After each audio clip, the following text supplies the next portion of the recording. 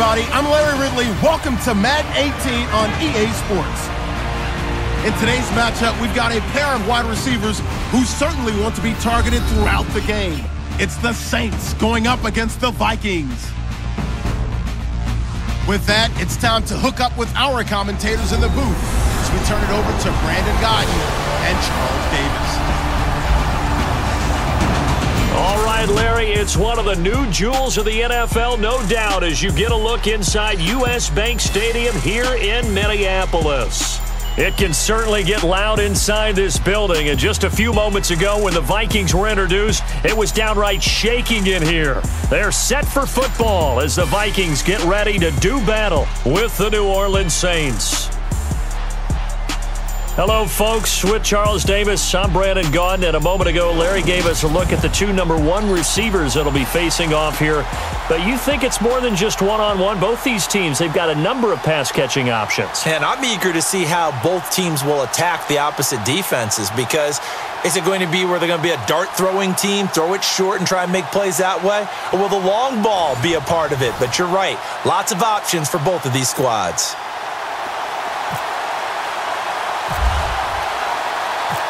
Kai Forbath set to kick it away for the Vikings. And off we go from the Twin Cities.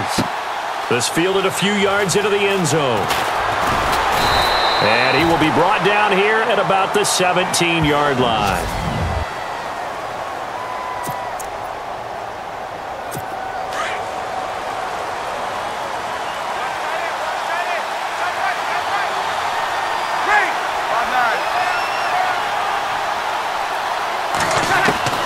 Throwing on first down is Breeze. And this is a catch by Ted Ginn. And they'll bring him down at the 27-yard line. 10 yards on the pickup there, and it'll be second down.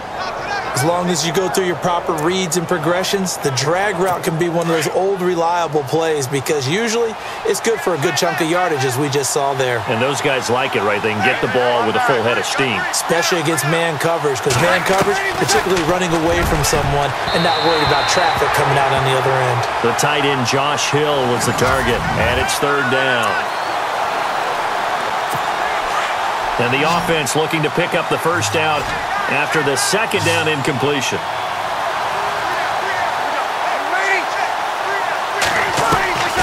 Breeze going to try and throw on third down. And now another one thrown incomplete. You absolutely have to have this early on, right? Third and short, they elect to throw for it, and that's normal NFL football. They're going to throw on third and short, but you've got to hit it, don't you? Yeah, in the first quarter, like you said, to set the tone, can't connect there. And here's Morstead now as he sends this one away. Here's Sherrills.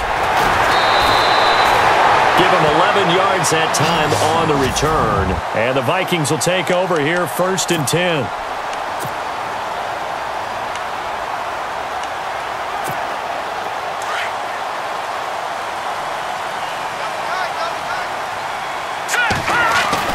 Keenum on first down. Incomplete to open things up. He was looking for his tight end there, Kyle Rudolph. And that'll bring up second down.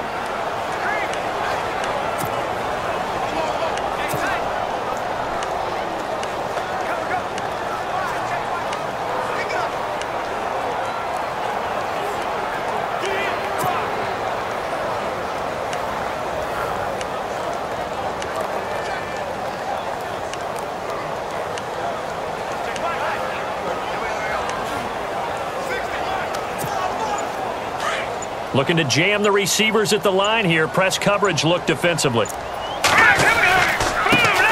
Now a first carry for Latavius Murray. And they get him down, but not before he takes it across the 40-yard line. It's a gain of 11 yards that time, and it produces a new set of downs. You and I both know that you don't really truly replace Adrian Peterson, but Latavius Murray is a really good back. Similar running styles, too. Won't wear the same number, we know that. But when you see him run, you might see a little bit of that in him, upright with some power. They go back to Murray on first down. And he will be brought down at about the 43 that time. 2 yards on the pickup there. It'll be 2nd and 8. And after the play on the ground, that brings up second down here. Now a give. This is Murray. That good for 19 and a first down. That's his longest run of the first quarter. And, Charles, we talked before the game about them needing to establish the run game. They'll be looking for more of that. And they got to the perimeter. So that tells me that that's part of the game plan of what they want to get done today. So they'll have some complimentary runs where he'll run it to the inside. But it appears that when they want the big yardage, they think they can get to the outside and make it happen. 10 yards still left on second down. A handoff. It's Murray fighting his way down to about the 35-yard line. He only got a couple on that one, so not a ton of help. They'll have a 3rd and 8 forthcoming. Well, so many times we look at a short run and we praise the offense for trying to set the tempo and establish things, but the defensive guys, hey, they just won the battle there. It wasn't a big run given up. They don't always have to absorb the body blows. Sometimes they dish them out themselves. A gain of 13 and also a first down. That's quite a spot there for his first carry of the game, but obviously they had plenty of faith in him, didn't they? No question about it. And here, why not go with the fresh legs? Able to push forward, pick up that first. Call it a gain of 4 on first, and that'll make it second down. When you find that kind of yardage, you couldn't be more confident as a ball carrier. And guess what? You're going to go back and tell your offensive coordinator, I'd like to keep carrying it, thank you. That was second down run for Murray. He can't bring him down. The weight room does work. And there is nowhere for him to cut back as he's taken down in the backfield. Call it a loss of 2 on the play. And that'll make it 3rd down. Count me as a little bit surprised by what we just saw there because this has been a pretty long drive. And normally you think that wears down a defense. In this case, looked like the offensive line let them down a little bit. They allowed the penetration and the ability to stuff them for a loss. On now is Kai Forbath to try the field goal. It'll be from the right hash, and it'll be a 36-yarder. And Forbath will put this one through, and the Vikings have a 3-0 lead. And that field goal caps an 11-play drive. That's a lot of offense to run to only get 3 points, but they'll take them. Anytime you can put anything on the board, you run to your sideline somewhat happy. Forbath now to kick it away after the made field goal. That's fielded in the end zone. And a couple yards deep, he'll go to a knee. He won't return it. And they'll take it out to the 25. Now the Saints, they trot their offense out here. And the last drive, their first drive, 3 and out. What changes here, if anything? I think it's making sure the guys that you trust the most with the ball, the biggest playmakers you have, that they touch it on this possession to try and get things moving. So get it to the horses. Without a doubt. They're the ones that typically end up in the end zone. He was trying to get it to his running back, Alvin Kamara, and that'll bring up second down. Well, speaking of incomplete passes, we had a very controversial incomplete pass in Week 15 in that Steelers-Patriots game, did we not? In the city of Pittsburgh, it wasn't incomplete. Right, yeah. For them, it's time. They won. If you're a Steelers fan, that was not an incomplete pass. That was a touchdown. But by letter of the law, having to catch a football as a receiver's going to the ground, he has to survive the ground, holding onto the football firmly. But letter of the law wasn't a catch. Right. The problem is you put 100 people in a room, that looks like a catch. Right. So then the question going forward is, does that rule need to be changed? Well, the competition committee tried to define it clearly 2 years ago. I think they'll be back here this spring once again trying to clearly define what is a catch because right now a lot of people are confused. And he'll be well short of a first down as he stopped again right at the line of scrimmage. One of the things I love about this game is there's a match of wits throughout the game. Who's going to get the advantage? Who's going to catch someone off guard? It's like the offense thought they might catch the defense off balance with that play call, but unfortunately, that didn't work for them. He gets this one away, and boy, it's another boomer. Sherrills to return it. Nice job on the return there, 16 yards. And control of the football, switching hands with very little time remaining until the half. Looks like the defense in press coverage here. They begin the drive with a run by Murray. And he's got some space here. And he'll be taken down across the 50 at the 45 in enemy territory. And now, due to apparent time constraints, we fast forward to the beginning of the second half.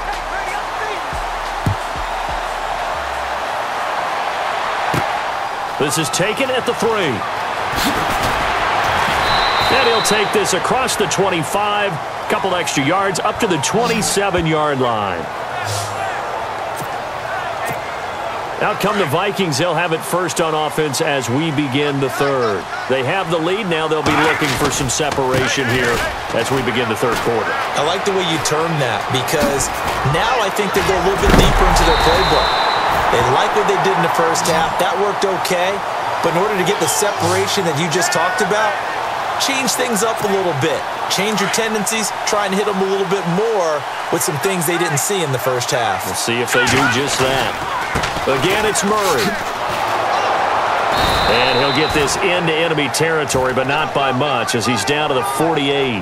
Credit him with a 1-yard gain there to make it 2nd and 9. Well, if the coaching staff's doing a good job upstairs, they'll file away what they just saw from the defense right there. They sold out to stop that running play. I'd say keep that in mind. They want to try that again. Go play action, hit them over the top. And they'll lose a yard that time, and that's going to lead to a 3rd down. Every year I go to the combine and marvel at the speeds that linebackers are running nowadays. They run like DBs. And let's face it, they know how to finish plays too. Eyes up, head up, run right through them. And he's going to be stopped up at about the 47-yard line. Just a gain of 2 there, and it's going to bring up a 4th down. Looks like they're establishing a pretty good pattern here because they've been very heavy in the running game on the last 4 plays. Yeah, you took the words right out of my mouth. So far, 4 plays. And look at this. It's a fake, but he will not make the first down marker. That'll be a turnover on downs. 3 quarters have come and gone. We'll return with more after this break. You're watching. And we return, welcoming you back to Minneapolis. It's been a very hotly contested game to this point. Just a field goal separating these two teams as we get set for the 4th quarter. On first down, Breeze. Looking left side and completing it to Thomas. And he'll get it down here to the 43. A gain of 6 there on first. Breeze, one of the best ever in these situations as he's trying to get his guys set. He'll look to throw. The throw to the left side, caught by Coleman. And he is out of bounds, just a yard or 2 shy of the 30. Give him 11 yards that time and a new set of downs. That's what they need right now. Get the first down, get out of bounds, stop the clock. Just playing smart football, understanding the situation, making the plays necessary, and making sure that clock stops at every opportunity. Throw left side, taken in by Hill. And he's going to get this down near the 20-yard line. 10 more there and another first down. First down now, but that clock rolling. Back to throw. It's Hill, complete. That throw good for 4. It's 2nd down. Breeze, one of the best ever in these situations as he's trying to get his guys set. Back to throw. And he can't get a throw away. He's taken down. Daniil Hunter in there to take him down, and the clock will roll. They'll look to throw. That's out to Hill, right side complete. And he'll be a little shy of the 25 here at the 26-yard line. Good defense holds him to only a yard, and it'll be 4th down. I'm a little surprised right here. They've got 3 timeouts left. The clock's running down, and they aren't using them. Those timeouts do you no good at home. Use them now. And Lutz's kick is good. And that will tie this game here in the final minute of play. So this hasn't exactly been a battle of one touchdown after another, but at 3-3 now here in the 4th, it's been a pretty doggone entertaining game. Yeah, it's kind of like a pitcher's duel in baseball, don't you think? The aficionados can appreciate a tightly fought game like this. Yeah, but the fantasy players, not so much.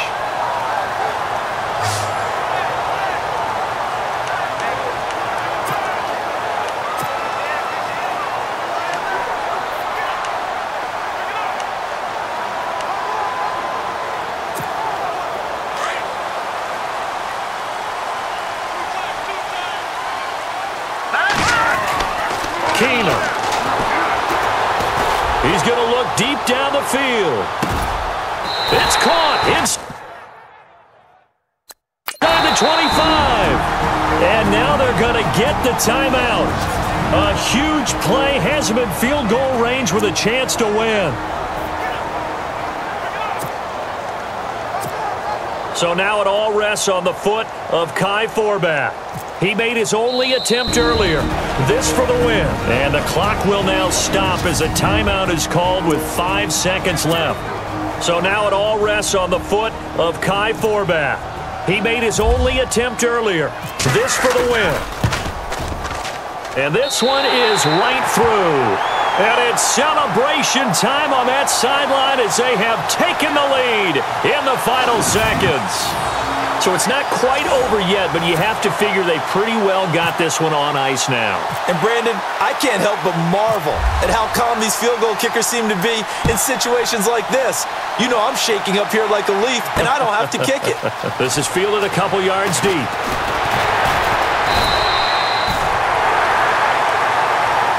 Well, this one, partner, was fun down to the very end. They got the points late, right before the whistle. Then the ensuing kickoff. They were hoping for magic on the other side, but couldn't get that spark. Fun if you won, and fun for us, because we got to watch it and call it. That magic that you were talking about didn't occur at the end, but what a game all the way through.